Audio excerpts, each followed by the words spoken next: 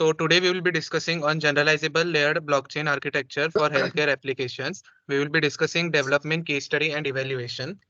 So today, actually, we will walk through introduction, objective. We will discuss what is blockchain and give a walkthrough of blockchain. We will discuss the architecture. We will further continue with blockchain environment at hospital. Then we will continue with private blockchain network, followed by smart contract transactions, and we will conclude with limitations. So introduction. So significance of health data. So health data from various sources can enhance healthcare decisions and improve patient outcomes. And digitalization of health records. The adoption of electronic health records, that is EHRs, offer opportunity for data analytics and coordinated patient care. Benefit of EHR usage. EHRs enable the analysis of disease pattern and timely health information exchange, contributing to better public and patient care. Data coordination challenges. The challenge include concern about data privacy and security during health information exchange and limitations imposed by institutional privacy rules. Security and privacy concerns. The exchange of sensitive health data is restricted by legislation like Health Insurance Portability and Accountability Act. Need for sustainable data collection. There's a need for secure data collection mechanisms that allow data owners to maintain, control, and share data with patient authorization. So objectives. So there are five main objectives. Starting with generalized layer architecture. The study introduced a novel concept of generalized layer architecture. So the objective was to design a versatile structure that could be adapted for various healthcare applications, promoting cross-site data coordination and enhanced software assurance. One of the key objectives of this study was to enhance software assurance in healthcare application. This involves ensuring that the software functions correctly, securely, and reliably. Sorry. Feasibility assessment. The study aimed to assess the feasibility of using generalized layer architecture for design testing in healthcare application. It involved examining how the architecture supports the testing process and how it can identify and rectify design flaws and vulnerabilities. Scalability evaluation. Scalability is a critical part in healthcare system. This study sought to evaluate how well the proposed architecture could scale to accommodate the growth and complexity of healthcare application, especially in the context of design testing. Compatibility assessment.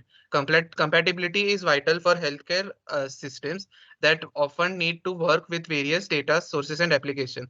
This study aimed to assess the compatibility of the architecture with diverse healthcare application scenarios and their specific design testing requirements. So from here, Manav will continue. Right, guys, as Chinmay walked you through the introduction and why the application is being developed and what the research paper is on. So it is moreover of a blockchain developed for healthcare applications, but this is more of a generalized blockchain so that different healthcare applications that are different in the implementation or other nature can also work together.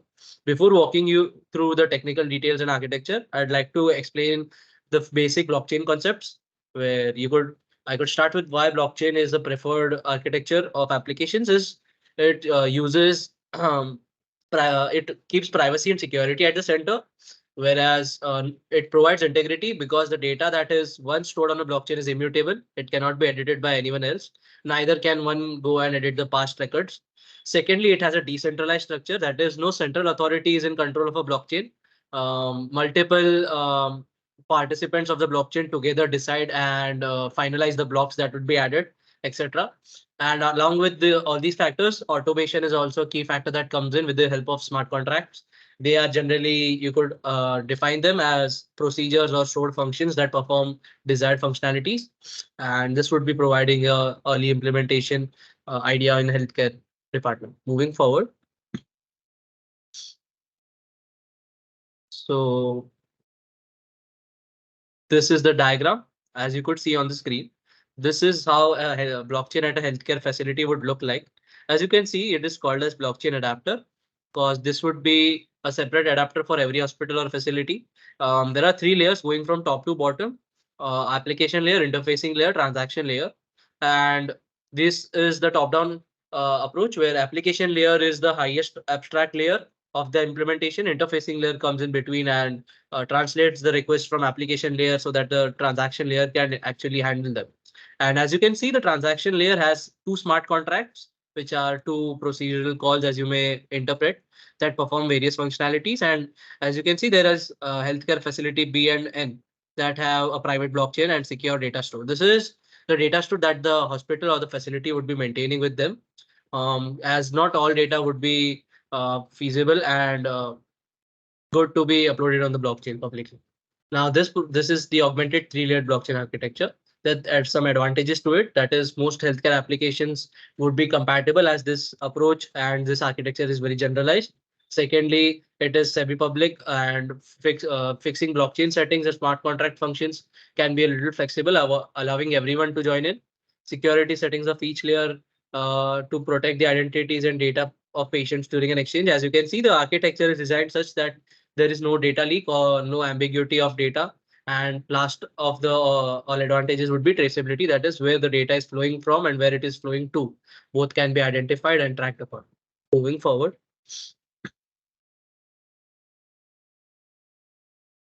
So as we talked about the architecture, now this is how the implementation would look like at a hospital or any healthcare facility.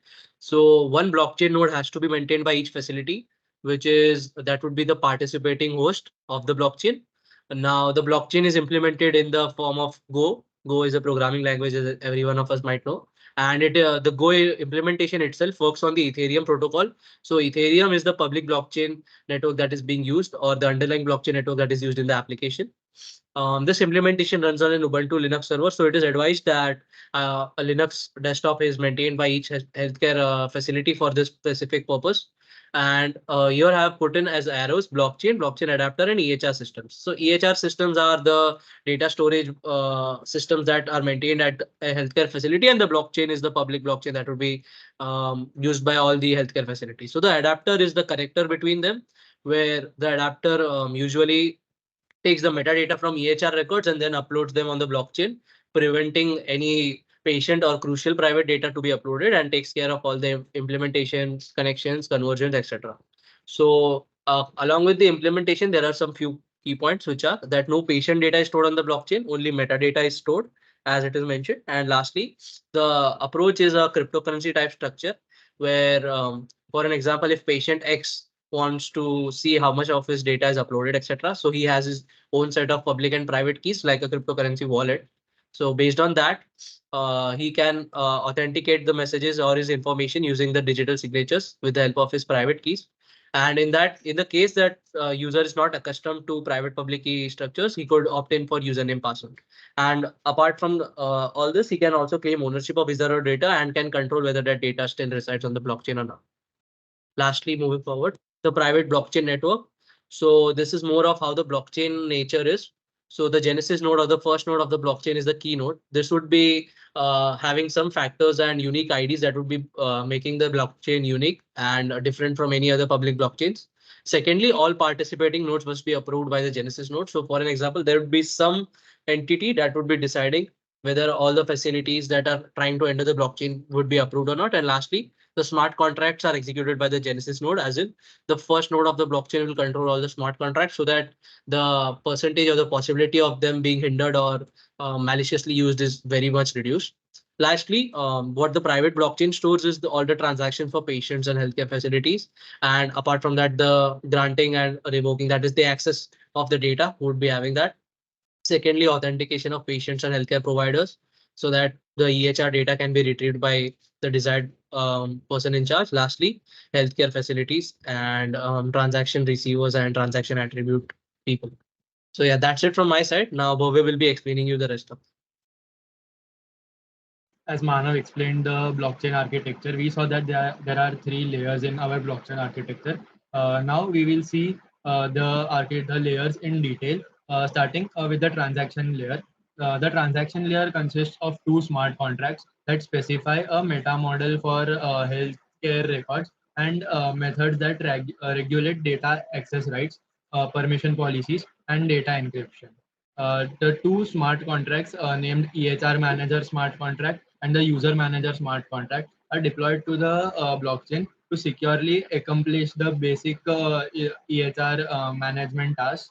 The EHR manager smart contract can only be used by healthcare facilities to submit the EHR metadata to the blockchain, and the user manager smart contract is used by patients to manage access to their data. Once a patient has opted into the system for a healthcare facility, the healthcare facility's blockchain adapter will automatically encrypt the patient's ID and the public key using the private key and the input to the user manager smart contract. So moving forward, this is the smart contract that we previously talked about in the last slide, and this is a transact. This is a output, basic output that we get in a blockchain. It consists of the transaction hash, the from wallet address or the from address, the to address. Next is the input. Above the input there is a hash, and at the last we can see that it has patient's address and metadata. So no private information about the patient is stored in the blockchain or on any of the nodes of the blockchain. Next. Next is the second layer, which is the interfacing layer. Um, The interfacing layer provides four high-level methods. That is to get the healthcare data from the different facilities, store the encrypted data securely, post metadata or data request to the blockchain via smart contracts in the transaction layer, and send the encrypted data to the receiver who has gained permission from the data owner. Using these functions, application developers can implement a distributed application without the knowledge of smart contracts and the underlying blockchain network. This layer consists of three APIs. That is the submit data API, set data permission API, and retrieve data API. The data submission API will extract metadata from the original data and call the transaction layer smart contracts to record it to the blockchain. It will also encrypt the original data and store the encrypted version to secure blockchain data. The data retrieval API will call smart contracts to retrieve metadata from the blockchain, verify encrypted data authenticity with metadata, and decrypt the encrypted data that is stored in the blockchain to obtain the original data. The data permission setting API will call the transaction layers smart contracts to set access policies and methods for a piece of metadata. Moving forward,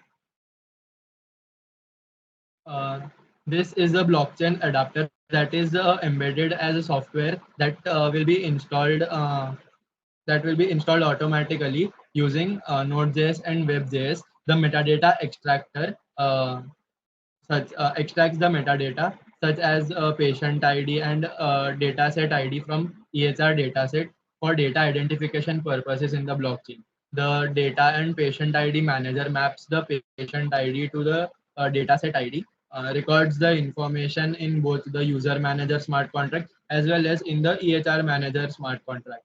The dataset encryption block encrypts the EHR dataset and stores away in secure data store with a URL or a object hash for future access.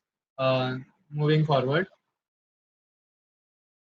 this is the last layer, application layer of our blockchain architecture. With the above previously discussed interfacing layer architecture and smart contract setup, many healthcare applications involving data exchange can be developed in application layer. This layer will rely on interfacing layer to securely collect the data and then perform the data analytics. Applications will not change the existing blockchain settings. These applications can allow researchers or data owners to have better use of the EHR data. Uh, Now we move to the results of this application setup. Next. These are the in this slide we can see the results that the authors obtained. Uh, to test the feasibility of the layered architecture, the authors built a blockchain environment all consisting of one starting node and four healthcare facility nodes. All nodes had Ubuntu operating system installed on them and Go Ethereum with a default proof of work setting. Um, the authors performed the experiment using the two prototype application, the healthcare information exchange application and the subject recruitment for clinical trials application. The healthcare information exchange application provides an interface for users to manage access to personal health records through the transaction layer. Patients can use the applications to grant and revoke access to their records. Patients can also track how many times their records have been accessed through this application. The author simulated the process as I mentioned, and they found out that the system breaks at a certain point when the scale reaches 14 transactions per second. However, they are able to improve the scalability by spacing the transactions, that is introducing intervals between them and controlling the overall frequency up to 13 transactions per second. Next is the subject recruitment for clinical trials application. This application was used to prove the compatibility of the layered blockchain system. Uh, it involves the posting criteria, granting permission, and data exchange. To use this application, each clinical trial sponsor needs to provide at least one blockchain node with a blockchain adapter installed. All patients who want to participate in the clinical research are required to opt into the application so that they can receive the recruitment criteria. The author simulated this process and found out that two sponsors successfully received permission in an average of 3.07 seconds. The health results conclude that the layered blockchain architecture is feasible for healthcare applications. Moving forward, this is an interface of how the application looks like, which is pretty similar to what we see today. Next. So concluding, with this, it enhanced software assurance. This study has highlighted the importance of software assurance in healthcare application. By introducing a layered blockchain architecture, we have taken significant step toward increasing the reliability, security, and performance of healthcare software. Simplified design testing. Our architecture simplifies the design testing process. It allows for thorough testing of healthcare application within the secure and controlled environment. Data security and privacy. Ensuring the security and privacy of the healthcare data is paramount. The architecture's design and features are geared towards safeguarding sensitive patient information, hence aligning with the highest standard of data security and privacy. Empirical feasibility. Through rigorous testing and simulations, we have demonstrated the feasibility of the architecture for healthcare application. This evidence underlines the practicality and reliability of the system for future integration. Looking forward, this will continue to improve the software assurance and design testing. However, there are a few limitations in this architecture. Beginning with resource and infrastructure demand. The primary limitation revolves around the significant resource and infrastructure demand, data management overhead. Healthcare facilities are also tasked with maintaining encrypted electronic health record that is EHRs outside of their operational EHR system. This additional data management responsibility can be resource intensive and might introduce complexity into the existing workflows. Patient participation challenges. Patients may need to actively participate by providing blockchain nodes through different mobile devices.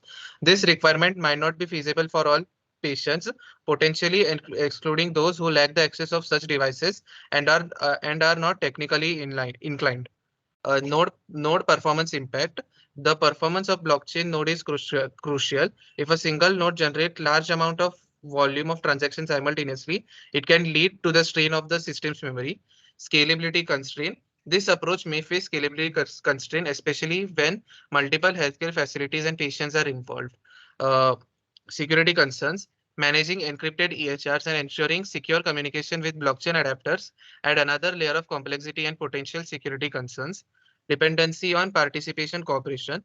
The success the success of the approach heavily depends on the active cooperation and participation of healthcare facilities and the patients. Any reluctance or inability to meet the setup requirements could hinder the effectiveness of the system. So thank you for your time.